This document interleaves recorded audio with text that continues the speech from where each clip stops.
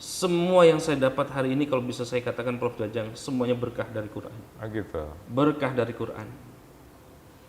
Anda sekolah, Sekolah berkah dari Quran. Anda kuliah, Kuliah berkah dari Quran. Anda dapat istri. Apalagi? Iya. Istrinya dokter. Siapa dosen UIN yang dilamar sama dokter? Enggak ada.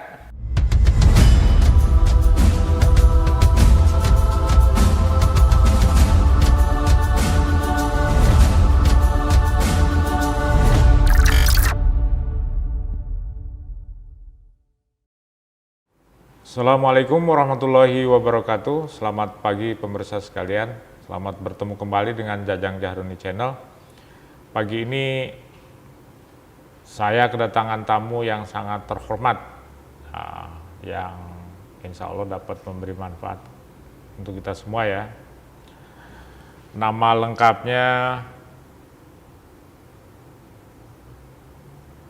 lengkapnya Dr. Hasani Ahmad Said ya. Iya.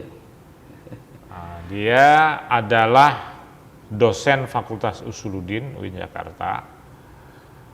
Kemudian beliau juga adalah seorang qori. Nanti kita cerita tentang karirnya seputar qori ya.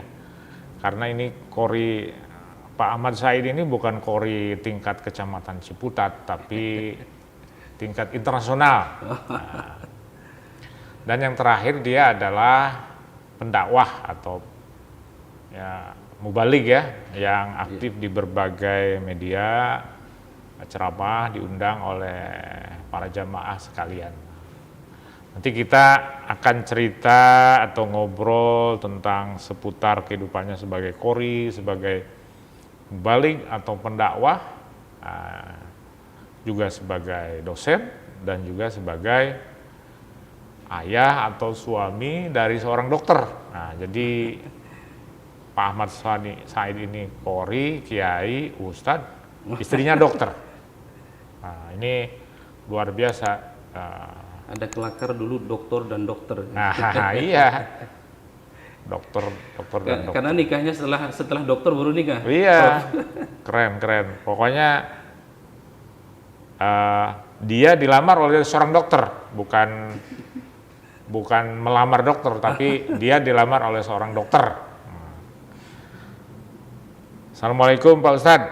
Waalaikumsalam warahmatullahi Saya wabarakatuh. manggilnya Ustadz atau Cukup Hasani saja karena Hasani saya muridnya atau- Prof. Iya. Ini masih muda ya pemirsa sekalian, lahir tahun 82 di Cilegon. Nah, Iya. ini orang Banten ini. Asli Banten sama Asli dengan Prof. Banten Jajang. ya. Kalau saya Cikande. Cikandi Serang. Cikande ya dekat sini. Iya. Kalau Banten Cilegon kan sana di barat. Iya. Saya sudah lama ini mendengar Pak Ustadz Hasani ya. Bahkan dulu waktu nikahan saya hadir loh. Oh iya. Iya.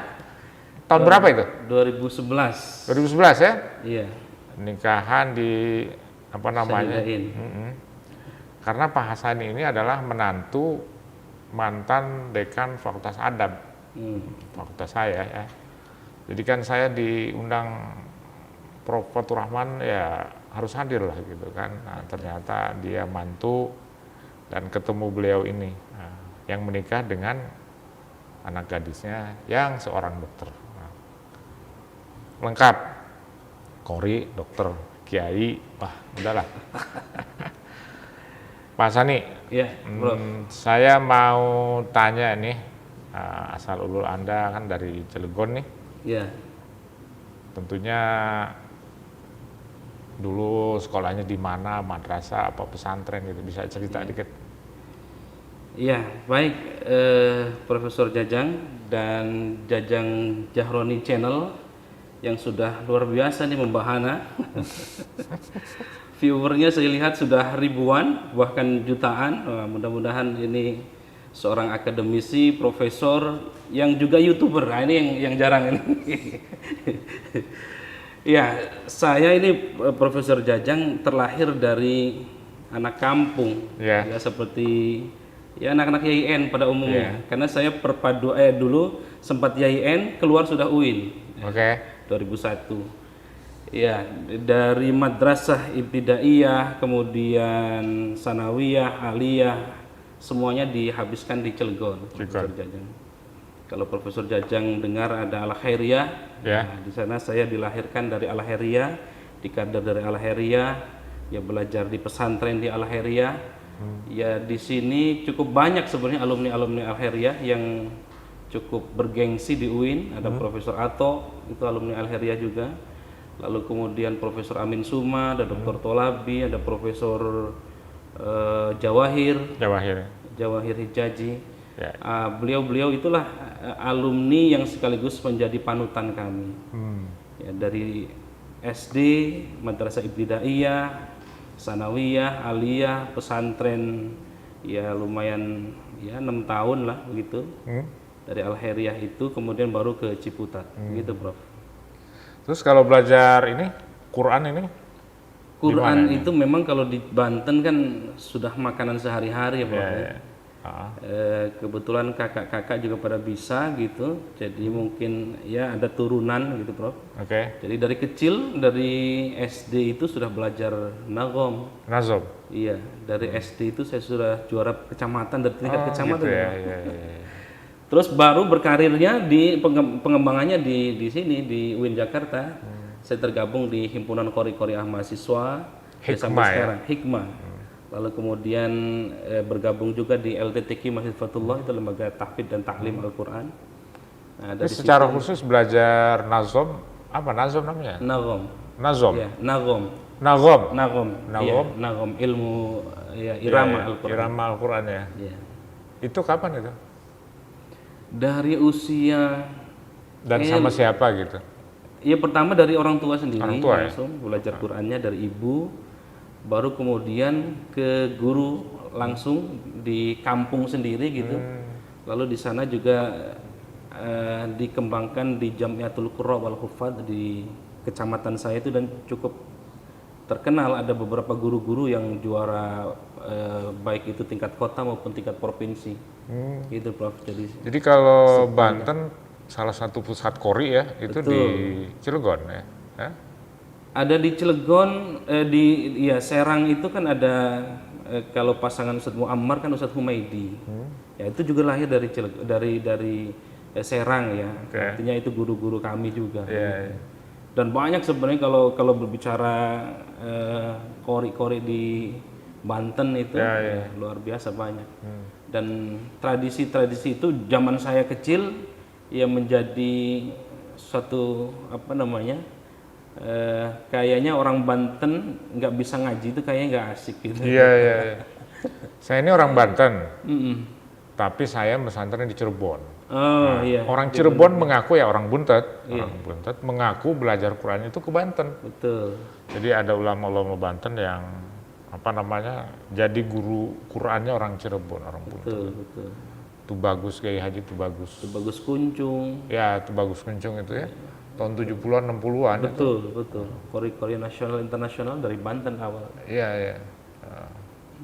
Dan saya juga dulu pernah belajar juga Nazom. Iya, Nazom. Ya pasti meskipun nggak punya suara, orang Banten pasti cuman pernah saya belajar. susah sekali ya. Bisa saya bayati, itu bisa saya. Nah, itu sudah mengenal bayati. Auzubillahi minasyaitonirrajim. Itu bayati qoror. Bisa. Cuman saya juga kan dengar ya nggak begitu. Saya lekuk-lekuknya itu susah. Tapi tadi tahu itu mantap sekali itu Prof. Gitu ya? Iya itu. Saya juga suka nyanyi-nyanyi. Nyanyinya lebih kayaknya lebih enak, lebih gampang gitu. Jadi kalau sebenarnya kalau punya basic Qori yang bagus itu mau nyanyi rock, nyanyi pop, nyanyi dangdut jadi itu. Prof. Jadi ya? Jadi. Ya Dekan Syariah misalkan kalau di sini dia nyanyi, itu enak. Oh, Dekan Syariah Qori juga ya? Qori, ya sama Al-Khairiyah juga. Dekan Syariah tuh saya undang ke sini. Sibuk Prof katanya. Iya, sibuk terus nih Dekan Syariah. Dekan Tolabi nih, aduh. Sibuk Prof. Tapi insya Allah lah ke depan saya kira dia harus hadir di sini. Kita panggil-panggil ya, masa nggak datang sini ya. Iya. Perlu di podcast kan beberapa Iya. orang di Banten, bro. Betul. Karena beliau Jadi saya Polri belajar, saya besar di Ciputat, ya. Saya belajar Nagom itu sama Ustadz Herman Bakri. di Ciputat. Iya di Ciputat. Oh, Pernah dengar ya? iya. Sudah meninggal. Korea hebat itu beliau, enak. Kan PT IKI dekat ya, Iya. PT IKI dekat. Kemudian dia menikah sama orang Ciputat. Banyak kori-kori. Salah satu kori didikan dia itu teman saya itu yang sekarang di Kairo, ya. Banyak. Ustadz Horman Bakri. Horman Bakri. Oh iya, Ya, yang di Horman. Cipayung. Iya Cipayung. Anaknya ya sekarang dengan saya pengurus LPTQ Tangsel. Sidik itu ya. Ya, Sidik dengan Ustadz Sarif, Haji Sarif. Iya. Terus karena saya merasa nggak berbakat, akhirnya saya tinggalin. Cuman bismillahnya aja itu. Saya belajar itu yang itu kan ada nagom ya, ada wahisami maqanati li fi'ali syahidani. Itu apa itu? Hah? Itu masih Bayati. Bayat ya? Iya. Iya. Wah, Saya belajar sama Ustaz. Coba boleh Ustaz dicoba bayatinya? Wah, langsung ditodong ini. Biar pemirsa dengar juga ini. Silakan. A'udzu billahi minasy syaithanir rajim. Bismillahirrahmanirrahim. Alif Lam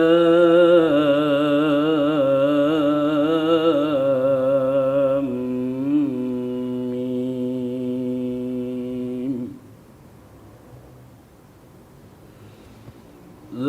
Dzalikal kitabu la raiba fihi hudan lil muttaqin.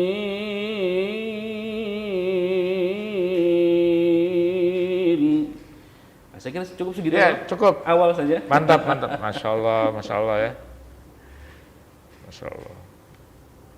Nah ini Ustaz, lagu-lagu Quran itu banyak sekali lekuknya ya. Iya. Hah? Iya. Ya ada 7 macam lagu dengan tingkatan-tingkatannya. Bayati aja ada bayati tingkatan, ada koror, ada nawa, bayati husaini, bayati jawabul jawab. Ya. Bayati syuri. Oh itu sudah macam-macamnya banyak gitu. Ya. Itu baru tingkat bayati. Belum Tingkat yang lain. Iya. Bayati. Bayati. Oke. Saya nyebutnya bayati aja. Ternyata bayati. Iya. Terus ada Hijaz, ada ya kan? Ya. Ada Ros. Oke.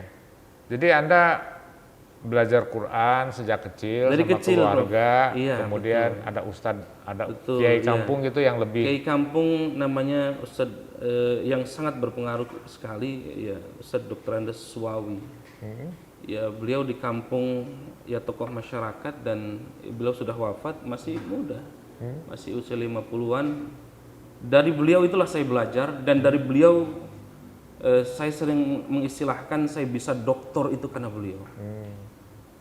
Berkahnya Quran itu ya bisa dipanggil kemana, kesana kemari, bisa untuk bayar kuliah, sampai dokter nggak pernah nunggak gitu kok. gitu ya. Iya. Masya Allah ya. Ya. Bahkan mungkin lebih lah ya. Cukup lah. Bahkan lebih dari cukup, lebih dari cukup sampai dari sekarang cukup, ya. karena berkah Quran. Ya. Jadi tapi Anda mengikuti lomba-lomba semacam MTQ itu sejak kapan? Iya dari SD itu sudah SD ya? ikut lomba. SD. Dari tingkat kampung, ya, tingkat RT, tingkat kelurahan, tingkat kecamatan sampai tingkat tertinggi. Iya, sampai sekarang ya sudah di Dewan Hakim. Dewan Hakim ya. Iya. Tapi puncak prestasi ya yang Anda capai itu kapan itu? Tahun 2004-an kali ya. 2004, 2008 itu pernah ya nasional dan dapat umroh itu luar biasa itu. Dapat umroh. Iya, dapat umroh. Oke, hadiahnya umroh ya. Hadiahnya umroh. Itu tingkat apa itu? Tingkat nasional yang mengadakan Kementerian Agama. Itu. Oke. Iya. Kalau sekarang MTQ nasional masih ada? Masih. Masih ya? Masih. Ya sampai sekarang masih. Masih ya? Ya sekarang tingkat LPTQ itu bukan hanya LPTQ, kemarin saya berangkat juga ada MTQ Korpri nasional juga. Ada MTQ mahasiswa nasional juga itu. Dari bawah sampai. Oke.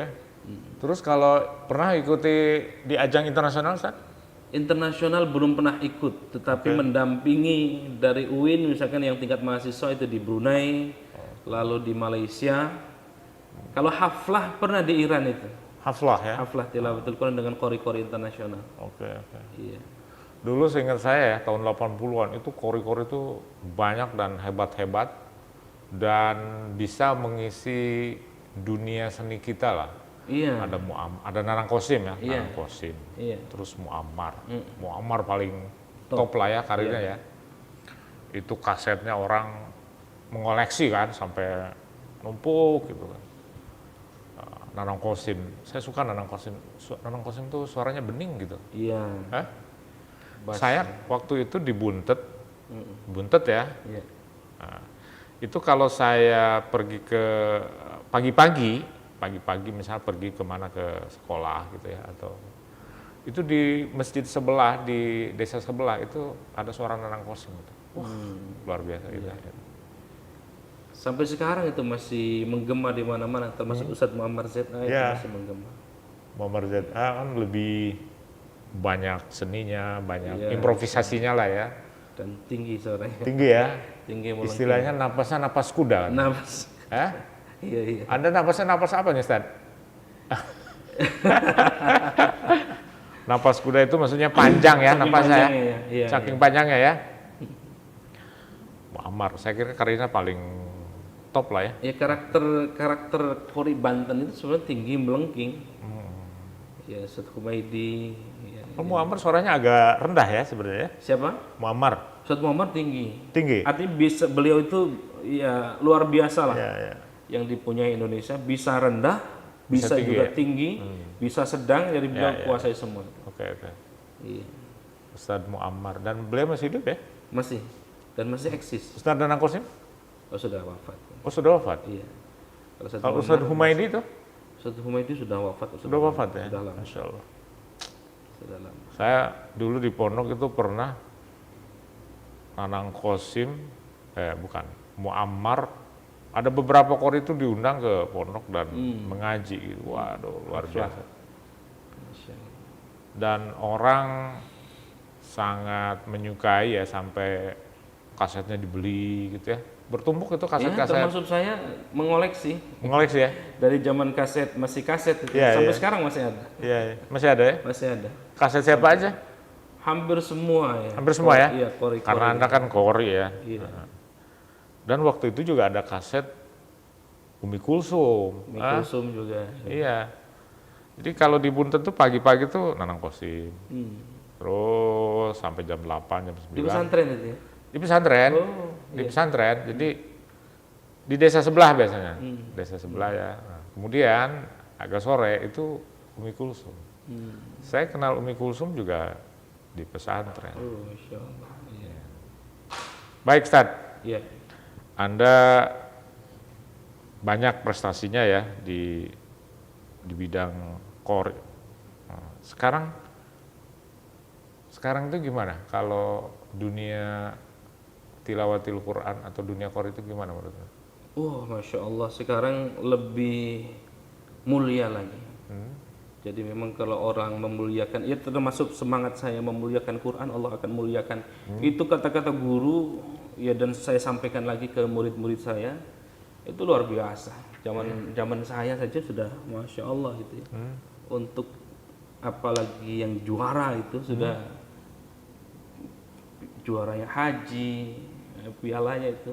Jadi sekarang itu ajangnya banyak sekali ya? Banyak sekali. Dan internasional itu tidak mesti harus keluar negeri. Di Indonesia pun ajang-ajang internasional. Kemarin yang apa namanya, yang Melayu, yang di Aceh itu juga tingkat internasional.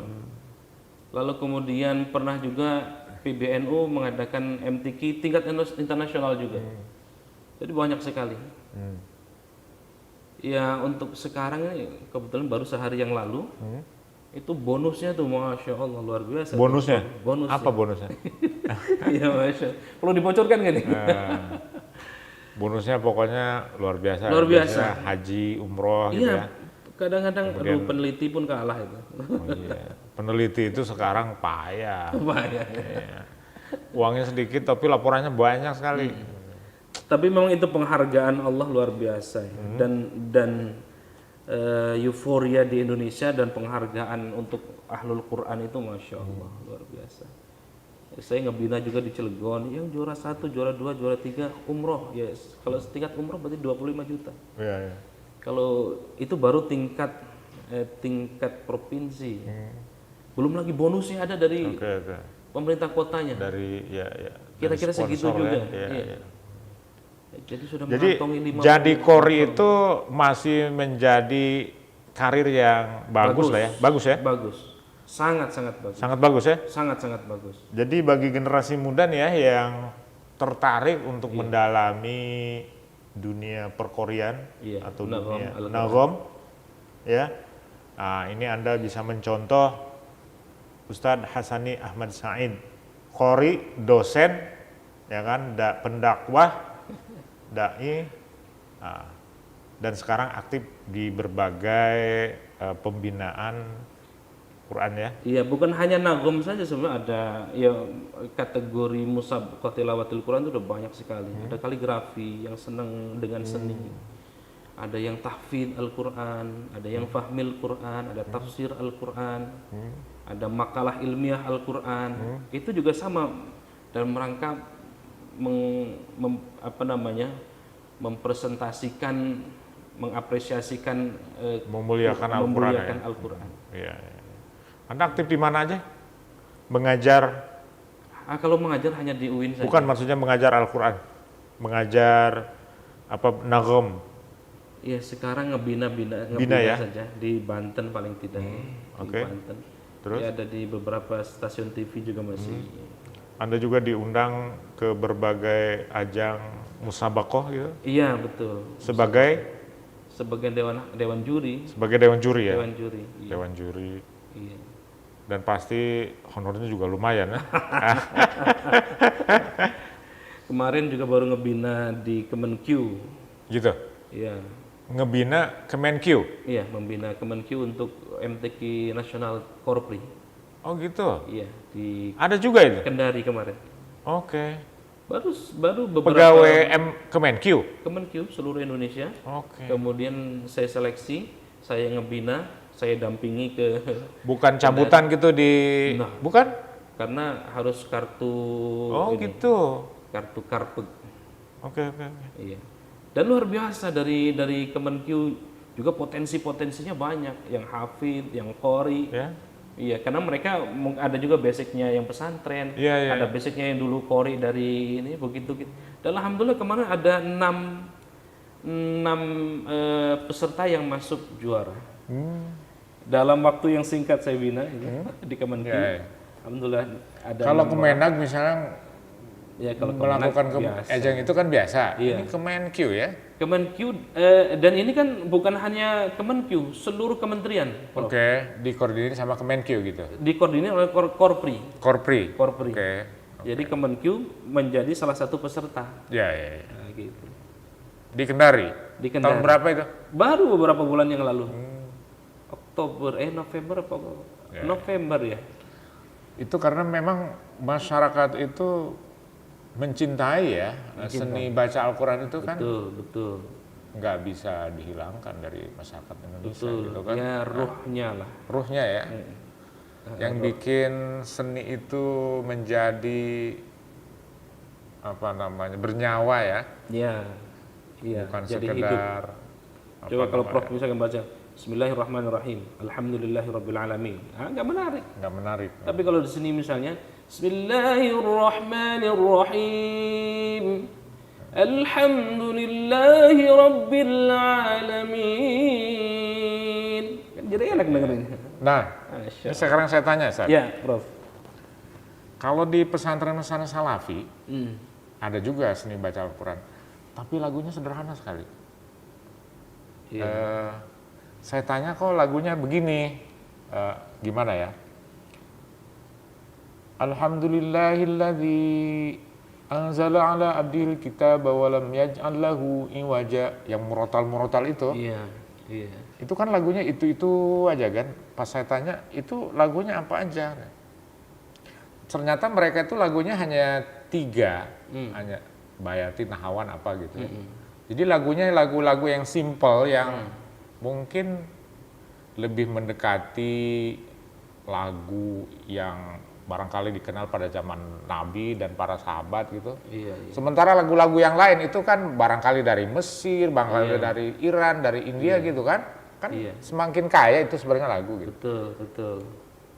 Sehingga kalau kita ke pesantren Salafi, mereka baca Quran juga tapi sederhana gitu. Itu lagu-lagu yang rumit-rumit itu mereka nggak kenal itu.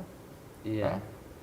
Memang yang tidak takhasus ke Qur'annya, takhasus dalam artian ke seninya, itu hanya tajwidnya saja, fasahahnya saja. Bahkan bukan hanya itu, Prof, di beberapa pesantren-pesantren itu atau di beberapa daerah itu masih masih terpengaruh dengan dialek-dialek dan ya lahjah mereka, dengan lagu-lagu. Kadang ada kan istilah lagu dangdang gulu di kampung itu. Bismillahirrahmanirrahim. Alhamdulillahi Rabbil Alamin. Jadi kayak nyinden. Iya, yang sempat di viral kan. Viral ya. Langgam Jawa lah. Langgam Jawa. Ada juga langgam Sunda. Ya, Gus Ulil kan dulu pernah ngaji pakai langgam Jawa kan? Iya, betul. Menurut antum gimana itu? Boleh apa? Ya, memang ini debatable, terutama kawan-kawan yang sebelah ini. Kalau saya sendiri, selama tajwidnya, fasahahnya oke, sesuai dengan kaidah, ya kenapa tidak? Nggak masalah ya? Nggak masalah. Mau model apa kayak. Toh lagu-lagu yang kita kenal saat ini pun itu adalah produk budaya. Nah gitu, kalau mau lari ke situ. Sika Turki, dari Turki. Ada lagu Makkawi dari Mekah, ada Misri dari Mesir. Ya kalau di Indonesia misalnya, tapi memang tidak lazim itu saja. Tidak lazim. Atau belum lazim. Belum lazim tepatnya. Ya, kita dulu waktu saya kecil tuh suka juga denger ya baca sholawatan tapi pakai langgam Sunda gitu. Iya, betul. Ya kan? Dulu ada Kiai Balap itu. Baca syairnya pakai langgam Sunda. Arotoli badun ya. Iya. Wa intola umruhu. Nah, gitu. Pakai langgam Sunda. Saya kira Cirebon masih itu. Masih? Iya, di Buntat masih kan? Gimana maksudnya? Langgam Jawa? Iya, langgam. Ya terutama ustadz kampungnya masih pakai itu. Iya. Di Banten pun saya masih. Di Banten kampung saya masih banyak itu. Baca Yasin tapi pakai langgam Sunda. Iya, terutama orang tua dulu, ibu saya masih begitu. Bismillahirrahmanirrahim. Jadi prinsipnya selama memenuhi syarat tajwid, faswahatul, sesuai dengan keilmuan, nggak ada masalah ya? Nggak masalah menurut saya. Ya hanya tidak lazim atau belum lazim saja. Belum lazim ya. Ya kalau kita misalkan mendengarkan dari bacaan-bacaan di negara-negara tertentu, itu juga sama, itu akan ketemu. Iya. Gitu. Jadi sebenarnya yang disebut seni baca Al-Quran itu gabungan dari berbagai seni baca dari berbagai bangsa Muslim gitu ya? Iya, betul. Lagunya. Semakin kaya gitu kan? Iya, betul. Iya. Jadi dulu, tidak di eranya Ustadz Muammar ZA ya seperti Ustadz Muammar semua. Nah belakangan ini kiblatnya ke Makkawi sama Misri. Jadi kori-kori Mesir itulah yang diduplikat. Sekarang ini kori Mesir yang kori Mesir yang masih menjadi kiblat. Menjadi kiblat, betul. Siapa kori Mesir yang Ya ada misalnya Syekh Mustafa Ismail masih mendominasi tuh. Syekh Mustafa Ismail, ada Masih hidup beliau? sudah meninggal. Sudah meninggal ya? Syekh Hindawi. Jadi Ustadz, Ya, sekarang ini kori-kori Mesir jadi kiblat ya? betul. Kori-kori seluruh dunia muslim ya? Betul, betul. Saya itu termasuk penggemar berat sholawat tarhim yang suka dibaca subuh-subuh itu. Oh iya. Assalatu wassalamun alaik. Masya Allah. Ya kan? Ya Rasulullah.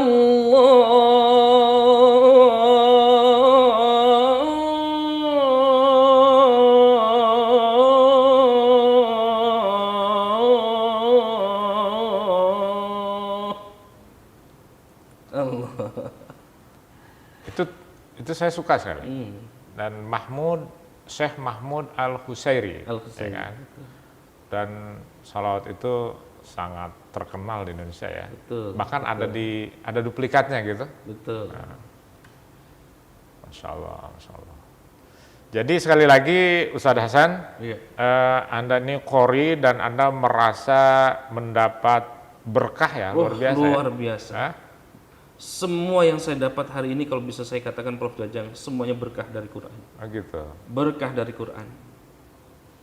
Anda sekolah, Sekolah berkah dari Quran. Anda kuliah, Kuliah berkah dari Quran.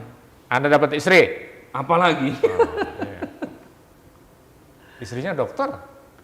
Siapa dosen UIN yang dilamar sama dokter? Enggak ada. Dokter. Insya Allah. Masya Allah ya, berkah. Berkah Quran. Anda bangun rumah. Sama semuanya, Prof. Semuanya dari berkah Quran.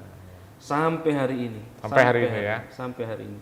Dan saya tidak bisa lepas dari. Oke. Iya. Termasuk saya pengen masuk ke jurusan yang karena di situ ada Profesor Quraisy Shihab. Ya. Saya pengen jadi seperti Pak Quraisy. Ya. Maka masuklah saya di Fakultas Usuluddin di prodi tafsir hadis dulu, yang sekarang menjadi ilmu Al-Quran dan tafsir. Gara-gara melihat Pak Quraisy. Gara-gara melihat Pak Quraisy. Melihat Pak Quraisy. Gara-gara melihat Dr. Asin pengen seperti beliau. Pengen seperti Profesor Agil Munawar. Ya. Meskipun kakak backgroundnya itu guru. Kakak itu hampir semuanya guru. Jadi sempat saya dipaksa waktu awal-awal, udahlah masuk tarbiyah gitu. Masuk tarbiyah, nih uangnya uang daftarnya gitu. Gitu. Uang daftarnya. Nanti kalau mau sudah lulus gampang mau masuk ke sekolah mana. Ya, ya. Tapi ketertarikan saya terhadap Quran yang mengalahkan itu semua. S1, S2, S3, alhamdulillah semuanya di bidang ilmu Al-Quran dan tafsir. Termasuk kesehariannya. Termasuk Mudah-mudahan kesehariannya. bagian dari berkah. Anda dapat undangan dari lembaga ini, dari TV Betul, ini, ya betul. kan? Terus Betul. itu karena bibarokati Iya. Al-Quran itu ya. Al-Quran. Masya Allah, luar biasa. Kapan atau sampai kapan Anda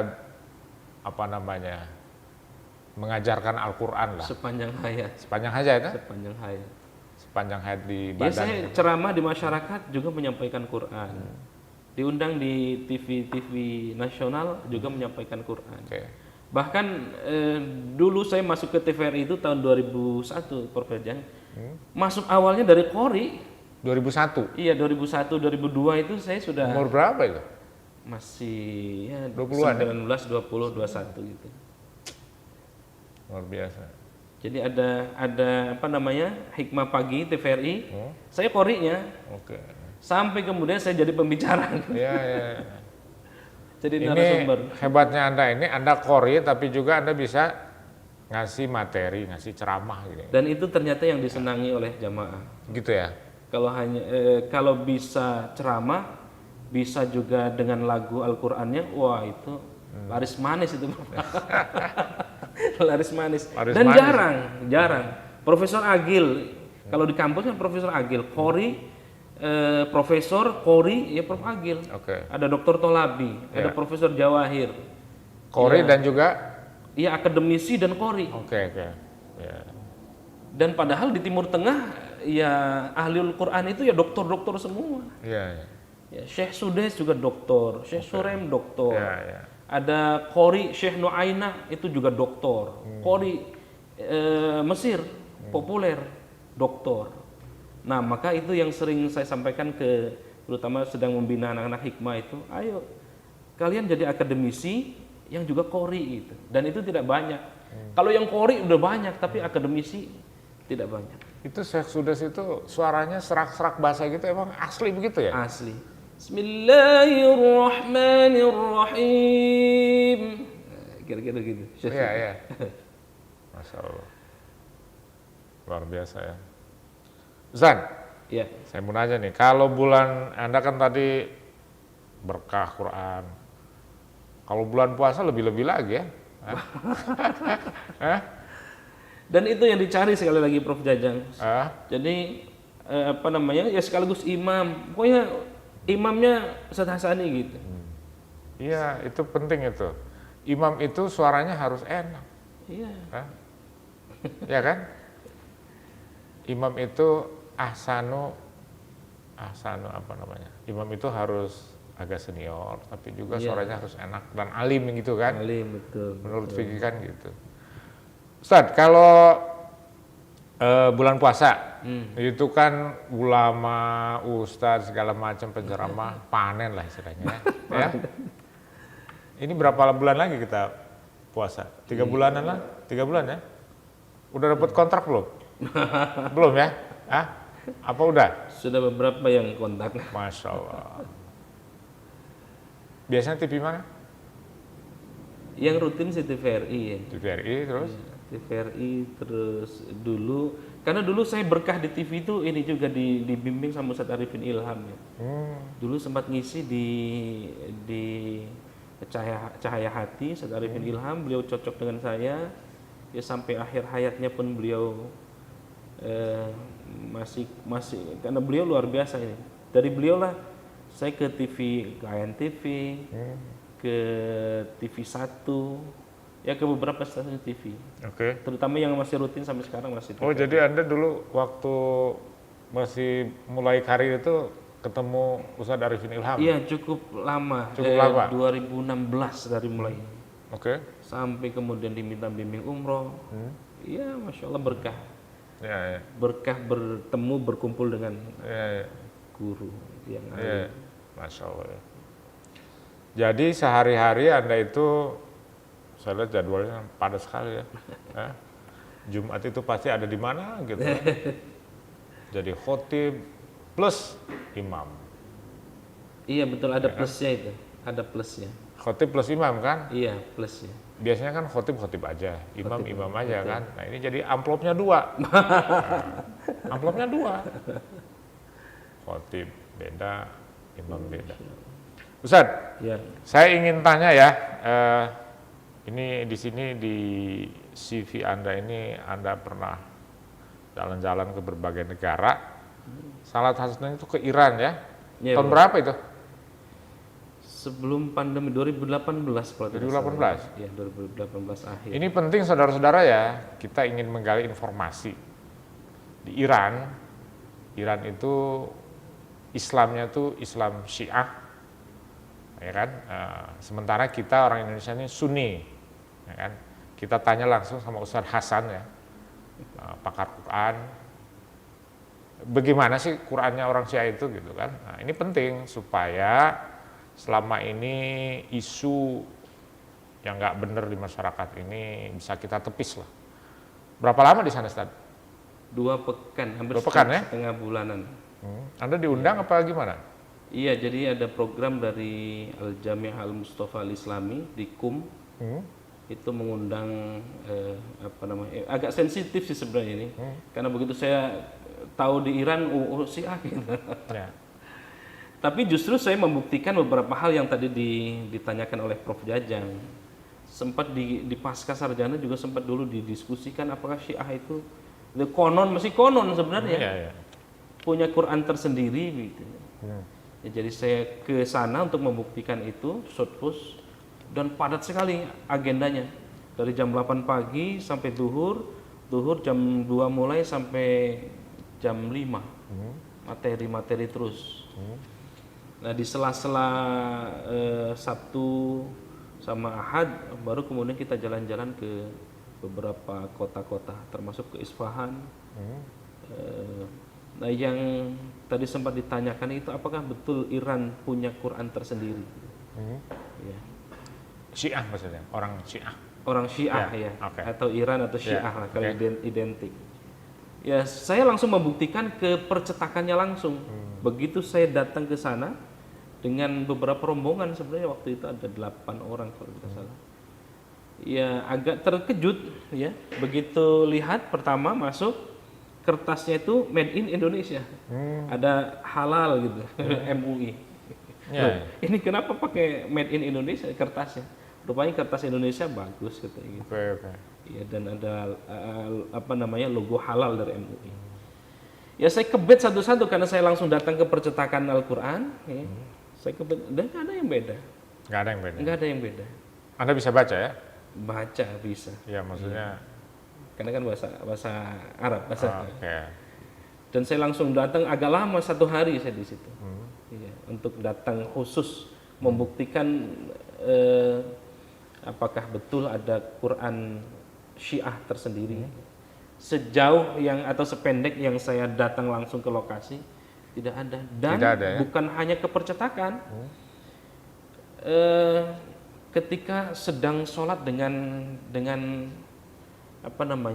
kawan-kawan Syiah di sana, bahkan para ayatullah bareng, saya diminta khusus untuk baca Quran, dan tidak ada yang beda. Atau saya masuk ke beberapa masjid, saya ngambil mushaf juga sama.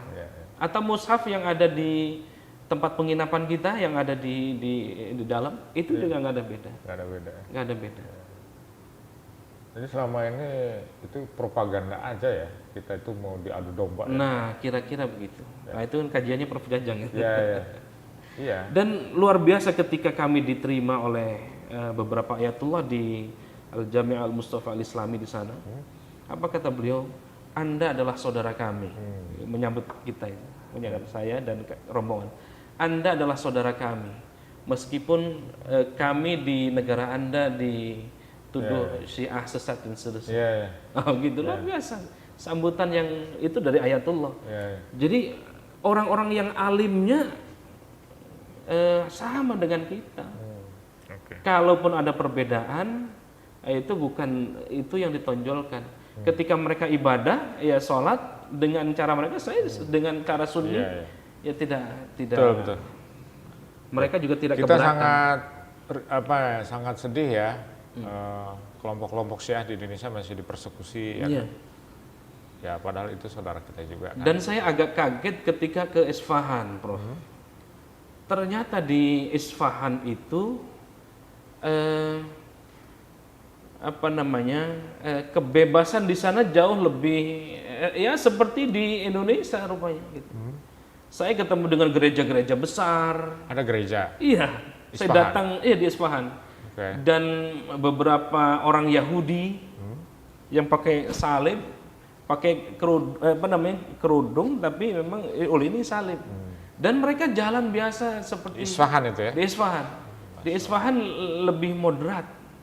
Kalau di Qum memang muslim non muslim semuanya harus pakai ciri khas seperti mereka.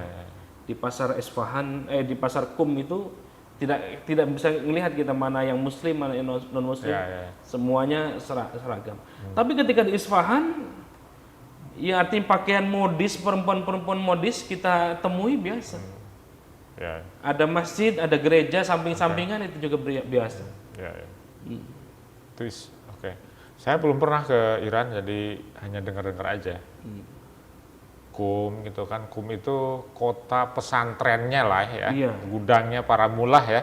Iya betul. Nah, itu harus belajar dulu ke Qum gitu kan.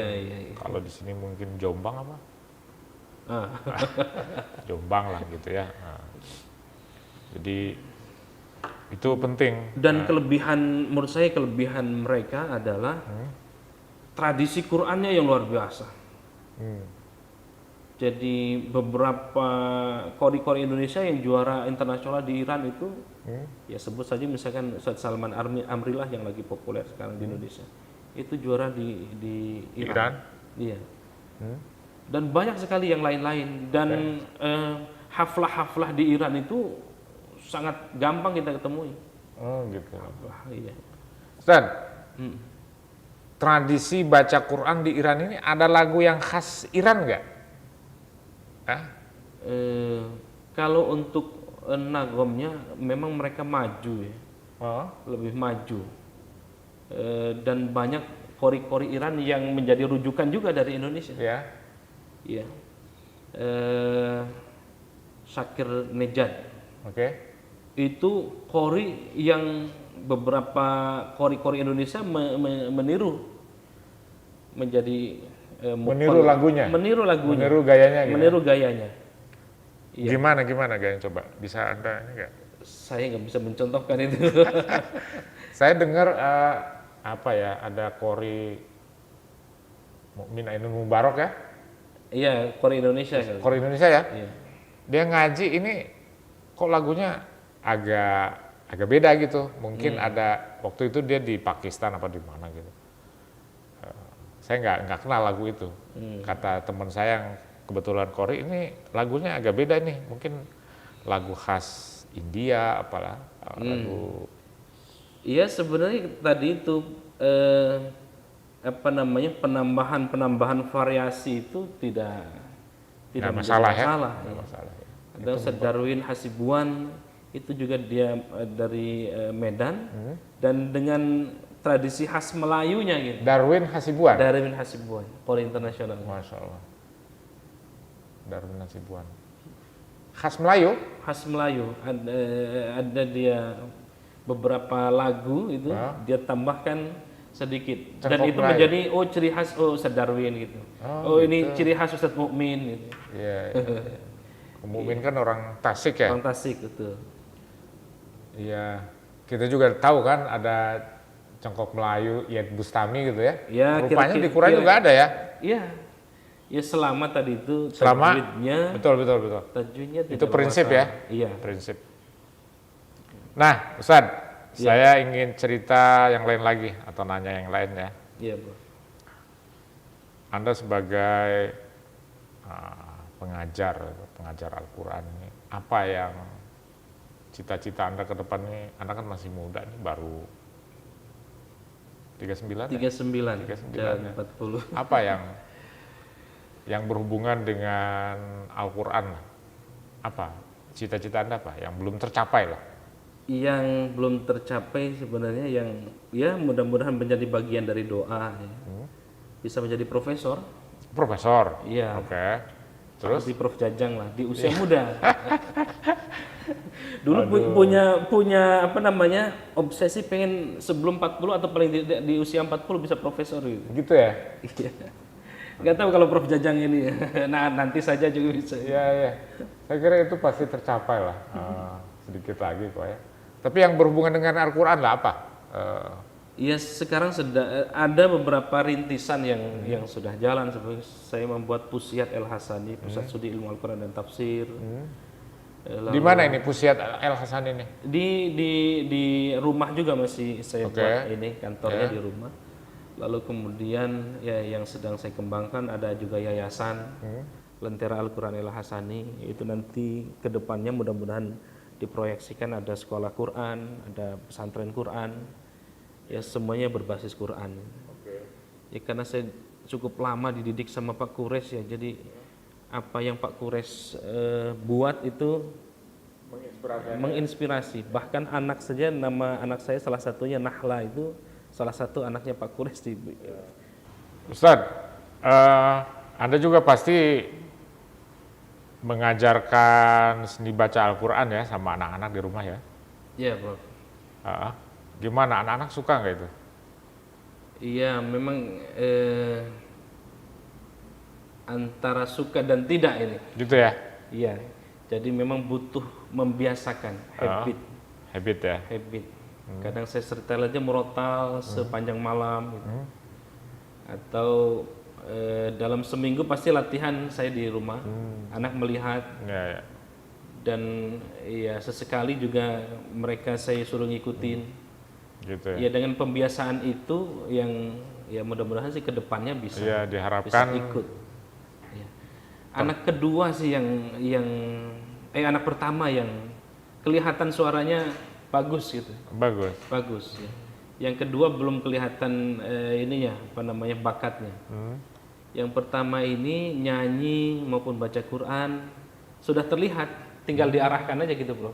Cengkok-cengkoknya gitu ya? Iya, betul. Sudah terlihat sekali. Kok bisa ya? Ya mungkin ini bakat nurun, mudah-mudahan.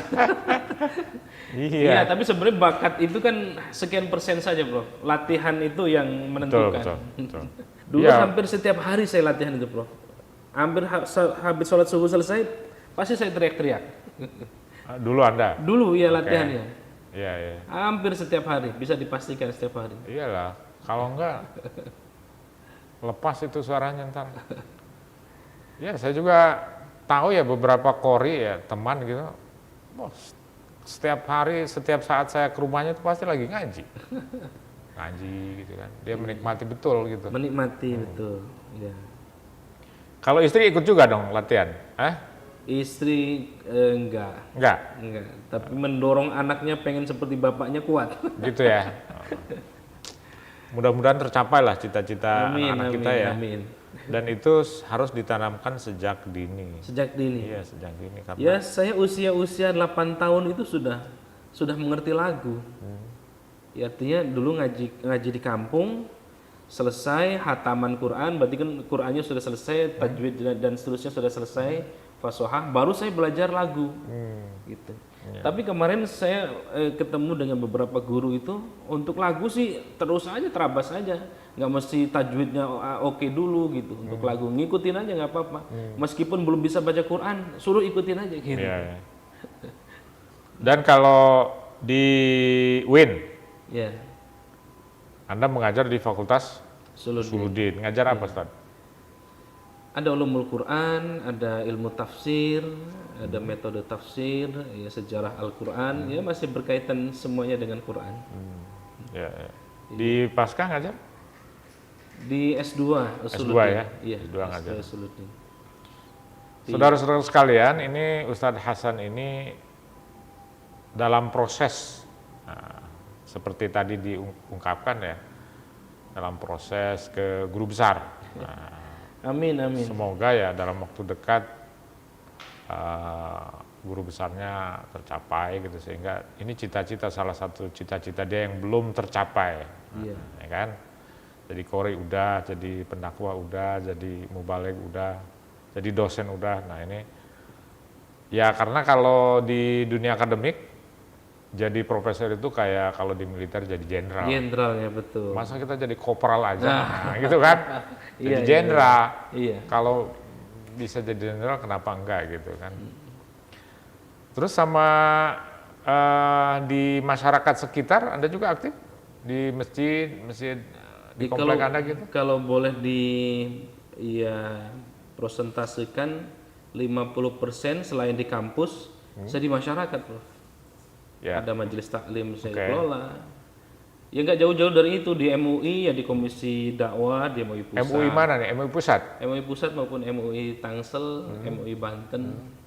Ya gitu aja. Kemarin Anda ke Lampung juga ya, ikut muktamar ya? Ikut, Prof. Ikut. Apa? Muktamirin atau sekedar muhibbin? Gitu? Muhibbin dan muktamirin. Muktamirin? Iya. Ikut apa? Di komisi apa? Enggak, karena hanya 3 kan sekarang, Prof. Oke. Ya, yang ketua PC, kemudian Roy Surya, sama sekretaris. Selebihnya sih muhibbin saja. Muhibbin. Ya, kebetulan saya di Anda aktif di PCNU. PCNU Tangsel? Tangsel di Suriahnya. Di Suriah? Suriah. Oke. Ya. Dan diharapkan NU Anda ikut masuk kabinet NU yang baru ini, dilirik barangkali sama Gus Yahya ini? Belum tahu. Belum tahu ya? Belum tahu. Ya kalau dari track recordnya sih sama-sama kami, kami yang NU. Gitu ya? Iya. Jadi NU ini salah satu ormas Islam yang open ya, yang memelihara tradisi baca Al-Quran ya. Betul. Kalau orang modernis enggak ya? Ada Bahkan ada Jamiatul Qurra wal Hufat di bawah PBNU. Iya. Iya. Kalau orang modernis ada nggak tradisi baca Al-Qurannya gitu? Saya Nggak ada kurang ya? begitu mendalami, nampaknya tidak terlalu fokus di situ. Iya, iya. Seingat saya nggak ada. Karena NU ya pasti dari kelompok Islam yang seringkali disebut Iya. tradisionalis. Kalau tidak dipegang oleh, maaf, kawan-kawan NU, sekarang gerakan-gerakan Quran itu dipegang kawan-kawan kiri. Kawan-kawan kiri, Iya. Dan mereka gerakannya luar biasa. kawan-kawan kiri agendanya apa itu? Iya, mereka juga punya semangat ke Quran. Kembali kepada Quran itu. Tetapi kadang-kadang salah langkah, tidak berdasarkan keilmuan yang memadai. Ya. Ya bayangkan, bukan basic Quran tapi punya pesantren tahfidz Quran. Ya, Tidak ada yang salah, gitu. tetapi prosedurnya itu terlalu jauh dilangkahi. Iya, iya, iya. Anda ngomongin pesantren tahfiz yang sekarang ini menjamur gitu maksudnya? Iya, kegelisahan kita, Anda gelisah itu? gelisah, sangat-sangat gelisah, sangat-sangat gelisah. Karena dia loncat ya kayaknya ya? Loncat, betul. Ya bagaimana memahami satu ayat dengan otaknya dia yang tidak punya basic keilmuan ulumul Quran, tidak punya basic tradisi keislaman yang baik gitu. Ini bahaya, menurut saya bahaya. Bahaya ya? Sangat-sangat bahaya. Menjamurnya pesantren Quran ia menjadi kebahagiaan, tetapi kalau tidak dibarengi dengan keilmuan yang mumpuni itu berbahaya. Banyak kawan-kawan saya yang punya semangat Quran dan punya pesantren Quran dan banyak santrinya, tapi hanya menghafal Quran hanya itu. Maka di PSK punya program namanya Pasca Tahfidz. Jadi orang-orang yang sudah hafidz Quran dari pesantren-pesantren dikader di pesantren Bait Quran Pak Gores. Itu juga yang saya sampaikan ketika Pak Ben, kebetulan saya juga terlibat di Pemkot itu, di LPTQ-nya maupun di ICMI-nya.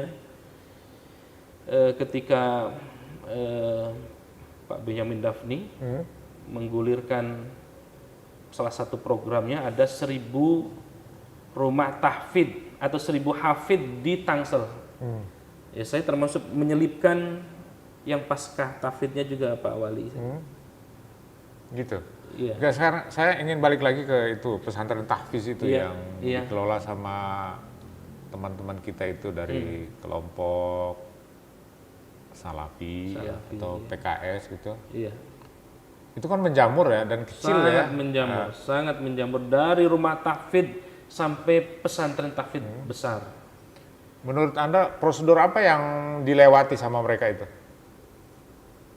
Turosnya, ya dalam tradisi kita dulu di pesantren, ya selesai dulu itu, ngaji fikihnya selesai, ya lalu nahwu sorofnya selesai, pemahaman keagamaannya juga sudah mumpuni, baru mengajarkan ke tahfidz dan seterusnya. Jadi tahfiz itu tingkat tinggi lah ya, bukan bukan pesantren untuk, atau kalaupun misalnya mau tahfidz misalnya, nah setelah itu pasca tahfidznya harus dikeber.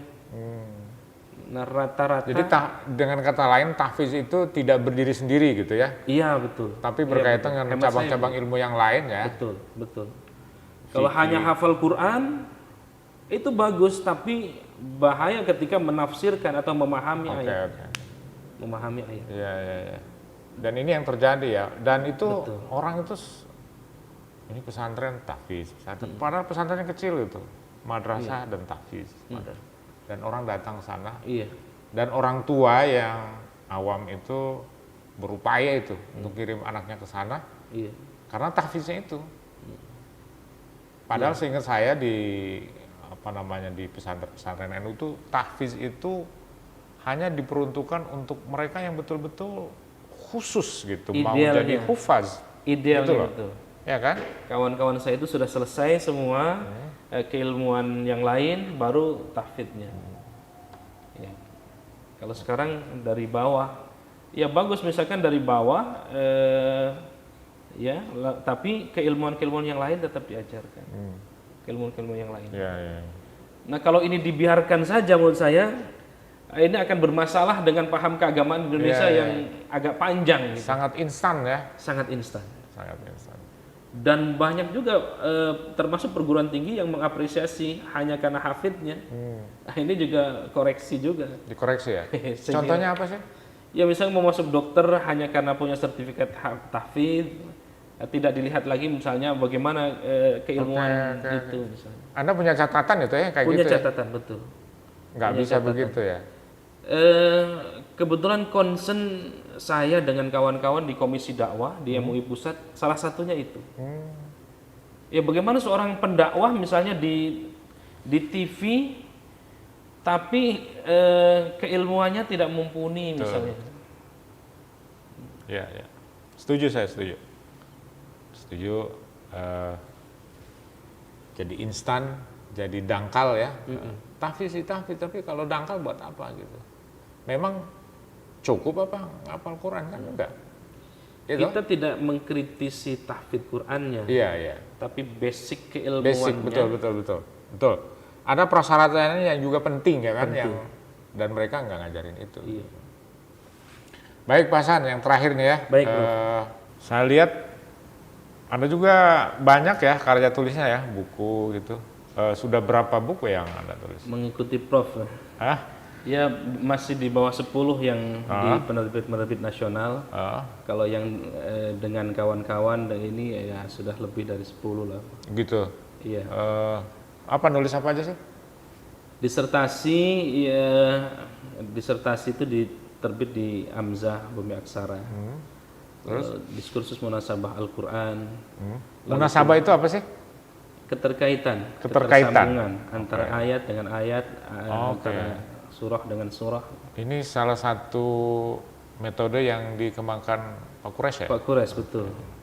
Maka Pak Quraisy menulis tafsirnya, tafsir Al-Misbah, pesan, kesan dan keserasian Al-Qur'an. Nah, Pak Quraisy menulis disertasinya Nadmud Durar fi Tanasubil Ayati was-Suwar karya Al-Biqai. Ketika masih manuskrip, itu juga fokusnya tafsir itu tentang munasabah. Munasabah. Iya, Pak Quraisy menulis disertasinya ya, setebal inilah 2 jilid. Oke. Ya kemudian banyak diterapkan di tafsir Al-Misbah. Lalu kemudian saya melanjutkan dari guru saya ke disertasi saya. Anda masih sering ketemu Pak Quraisy? Masih beberapa kali dalam sebulan saya masih ngisi di PSK ada halaqah tafsir yang diisi oleh pakar-pakar Dewan Pakar Pusat Al-Qur'an. Kalau ada problem-problem nasional, Pak Quraisy pasti mengundang Dewan Pakar. Terus kalau profesor yang lain yang menginspirasi Anda di sini siapa? Pak Agil?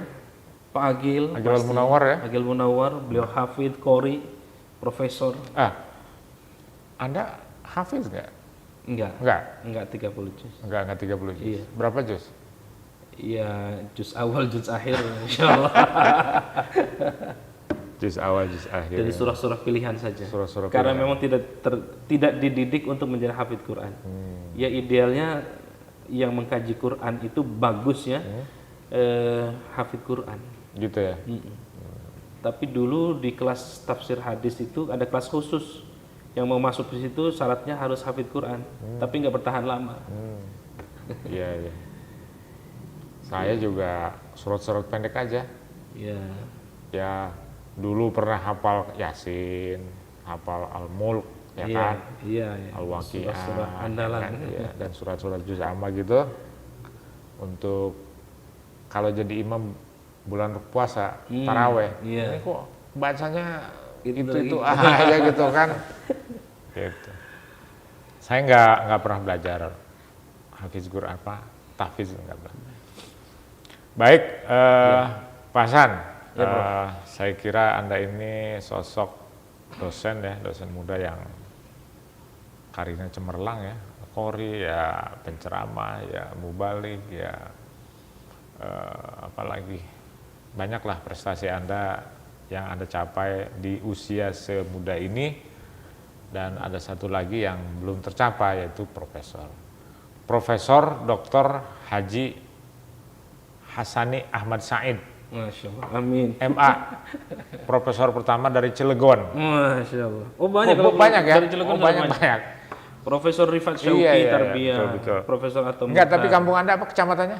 Kecamatan Purwakarta. Purwakarta. Mungkin itu dokter pertama iya. Siapa? Saya. Oh Di iya. Kecamatan Purwakarta. Dokter pertama ya? Dokter pertama. Profesor pertama lah kalau. Iya. Ya? Iya. Pertama ya. Ya.